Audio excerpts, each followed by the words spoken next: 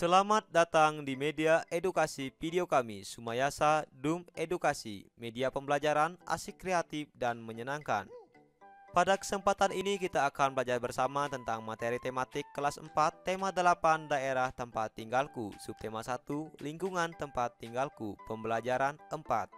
Burung beo, burung belibis, buah naga dimakan ulat. Tonton videonya sampai habis, semoga bermanfaat. Namun sebelum lanjut, mari kita sama-sama berdoa sejenak agar kita diberikan kemudahan dan kelancaran di dalam belajar. Dan jangan lupa, mari sama-sama kita dukung dan kita bangun channel ini, klik subscribe, like, dan share agar video ini memberikan manfaat untuk kita bersama. Keragaman kegemaran. Di pembelajaran sebelumnya, kita telah belajar mengenai keragaman karakteristik mata pencaharian penduduk, dan kita juga telah belajar mengenai keragaman karakteristik individu. Sekarang, kita akan belajar mengenai keragaman kegemaran. Dayu dan Kak Gusti memiliki kegemaran berolahraga yang berbeda. Dayu gemar bersepeda dan Kak Gusti gemar berlari. Keduanya sering berolahraga bersama. Bahkan, terkadang Kak Gusti membonceng Dayu apabila kecapean. Dayu dengan senang hati membantu kakaknya. Keragaman karakteristik individu tidak hanya keragaman fisik, tetapi juga dapat berupa keragaman kegemaran. Seperti Dayu dan Kak Gusti, mereka memiliki kegemaran yang berbeda. Namun, keduanya dapat hidup rukun dan saling membantu. Dari gambar ini, bagaimanakah denganmu? Apakah kamu juga memiliki kegemaran yang berbeda dengan anggota keluargamu? Coba tuliskan jawabanmu pada kolom komentar. Ayo berdiskusi. Di sini kita akan berdiskusi tentang nama anggota keluarga dan kegemaran masing-masing anggota keluarga. Misalnya di sini, kita akan berdiskusi tentang ayah dari Pak Sumayasa. Ayah Pak Sumayasa gemar membaca koran. Ibu dari Pak Sumayasa gemar memasak. Kakak dari Pak Sumayasa gemar memancing. Dan Pak Sumayasa sendiri gemar bermain sepak bola. Adik dari Pak Sumayasa gemar bermain sepeda. Nah, ini adalah contoh keragaman kegemaran di anggota keluarga Pak Sumayasa. Bagaimana dengan keluargamu? Apa contoh keragaman kegemarannya? Tulis ya pada kolom komentar. Selanjutnya, kita akan berdiskusi mengenai apa manfaat keragaman kegemaran yang ada dalam keluargamu. Berikut beberapa manfaat keragaman kegemaran. Yang pertama, sebagai salah satu alat pemersatu keharmonisan dalam keluarga. Yang kedua, menjadikan keluarga kita menjadi ciri khas tersendiri dibandingkan dengan keluarga lainnya. Yang ketiga, guna melatih dan memupuk sikap toleransi yang nantinya akan dikembangkan pada lingkungan masyarakat yang lebih luas. Tuliskan kesimpulan hasil wawancaramu pada kolom berikut. Pada tabel mengenai anggota keluarga dan kegemaran, kita telah mewawancarai keluarga kita mengenai kegemarannya masing-masing. Nah, sekarang kita bisa menuliskan kesimpulan bahwa setiap anggota keluarga kita memiliki kegemaran yang berbeda-beda, dan salah satu manfaat keragaman kegemaran itu yaitu untuk melatih dan memupuk sikap toleransi yang nantinya akan dikembangkan pada lingkungan masyarakat yang lebih luas.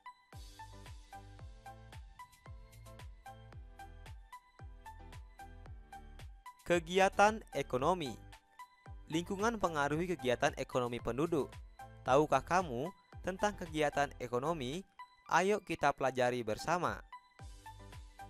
Kegiatan ekonomi adalah kegiatan yang dilakukan oleh manusia untuk mendapatkan penghasilan, barang, atau jasa tertentu dengan tujuan untuk mencapai kesejahteraan dalam hidupnya.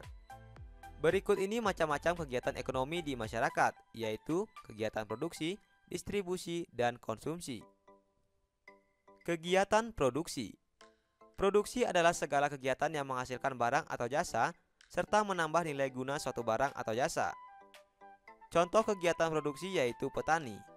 Petani menanam padi, merawat tanamannya dengan memberi pupuk, dan memanen padi.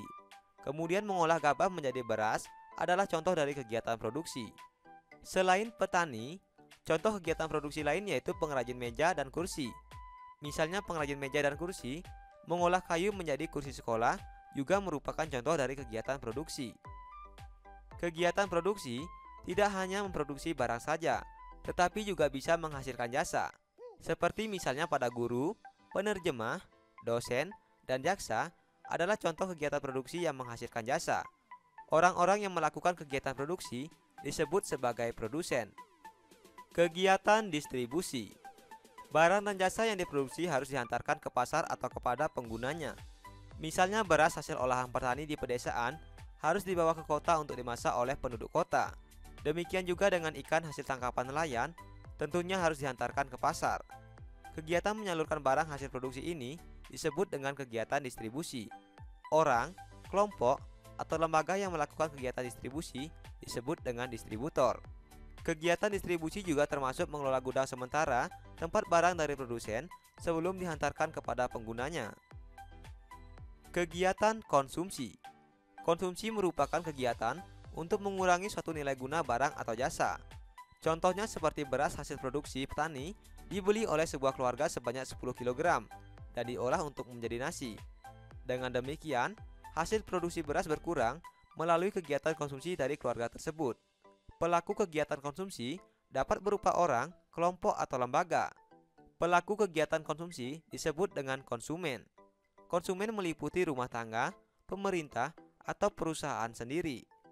Tempat bertemunya penjual dan pembeli untuk melakukan transaksi disebut dengan pasar.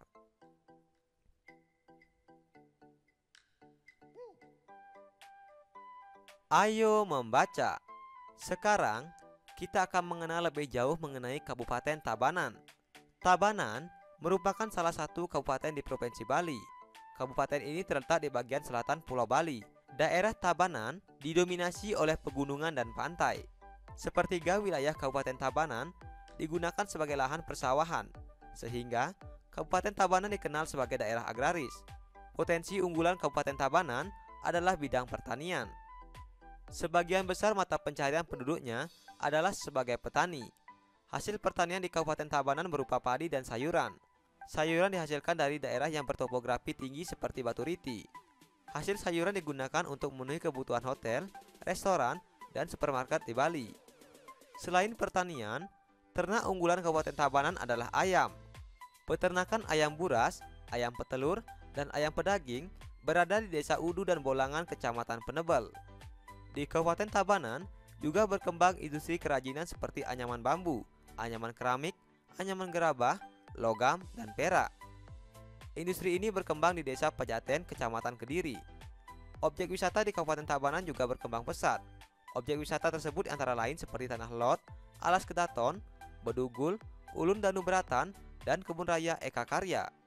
Perkembangan objek wisata ini mendukung berkembangnya usaha jasa seperti restoran, hotel, dan penginapan. Selain dimanfaatkan sebagai objek wisata, potensi kelautan Kabupaten Tabanan juga dimanfaatkan masyarakat sekitar untuk menangkap ikan. Ayo berdiskusi. Sekarang kita akan menjawab beberapa pertanyaan berikut ini.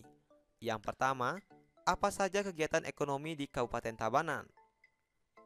Dari teks yang sudah kita baca, kita bisa mengetahui kegiatan ekonomi di Kabupaten Tabanan diantaranya. Yang pertama, kegiatan produksi. Kegiatan produksi meliputi pertanian, peternakan, dan industri kerajinan. Yang kedua, kegiatan distribusi. Kegiatan distribusi ini meliputi perdagangan dan penjualan. Yang ketiga, kegiatan konsumsi. Kegiatan konsumsi meliputi pembelian sayuran untuk kebutuhan hotel dan masyarakat. Apa saja jenis pekerjaan yang terkait dengan kegiatan ekonomi di Kabupaten Tabanan? Yang pertama, kegiatan produksi, misalnya sebagai petani, peternak, pengrajin, dan nelayan. Yang kedua, distribusi, misalnya sebagai pedagang, sopir, kuli angkut, agen, dan petugas pengiriman paket.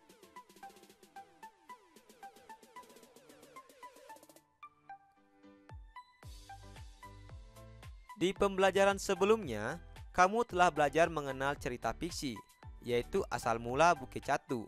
Tentu kamu masih ingat dengan cerita ini. Sekarang, kita akan berdiskusi tentang beberapa hal mengenai asal mula Bukit Catu. Yang pertama, siapa tokoh utama dalam cerita asal mula Bukit Catu? Tokoh utama dari cerita asal mula Bukit Catu yaitu suami dan istri. Yang kedua, mengapa tokoh tersebut disebut sebagai tokoh utama? Jelaskan alasanmu. Tokoh suami istri disebut sebagai tokoh utama karena tokoh ini memiliki peran penting dalam cerita yang berjudul Asal Mula Bukit Catu. Selain itu, kedua tokoh ini muncul secara terus-menerus dan mendominasi cerita. Yang ketiga, siapa tokoh tambahan dalam cerita yang berjudul Asal Mula Bukit Catu? Tokoh tambahan dalam cerita Asal Mula Bukit Catu yaitu penduduk desa. Yang keempat, mengapa tokoh tersebut disebut sebagai tokoh tambahan? Tokoh dari penduduk desa merupakan tokoh tambahan karena hanya muncul beberapa kali dan hanya sebagai pemanis cerita atau sebagai pelengkap cerita. Belajar asik, kreatif, dan menyenangkan. Bersama kami Sumayasa Dum Edukasi. Ayo merangkum. Apa yang sudah aku pelajari hari ini? Hari ini kita telah belajar mengidentifikasi tokoh-tokoh pada teks cerita fiksi. Kemudian, kita juga telah belajar mengidentifikasi kegiatan masyarakat terkait dengan kegiatan ekonomi. Dan kita juga telah belajar menjelaskan karakteristik individu anggota keluarga. Sekarang, cobalah jawab beberapa pertanyaan berikut ini. Yang pertama, sebutkan macam-macam kegiatan ekonomi. Yang kedua, tuliskan tokoh utama pada cerita Asal Mula Bukit Catu. Yang ketiga, tuliskan keragaman kegemaran yang ada pada keluargamu. Apa yang sudah aku pelajari hari ini? Agar lebih menarik, apa ya usulku? Jangan lupa tulis jawaban dan saranmu pada kolom komentar. Terima kasih telah menyaksikan video ini. Semoga bermanfaat. Mari sama-sama kita dukung dan bangun channel ini. Klik subscribe, like, dan share. Sampai jumpa lagi dalam video pembelajaran berikutnya.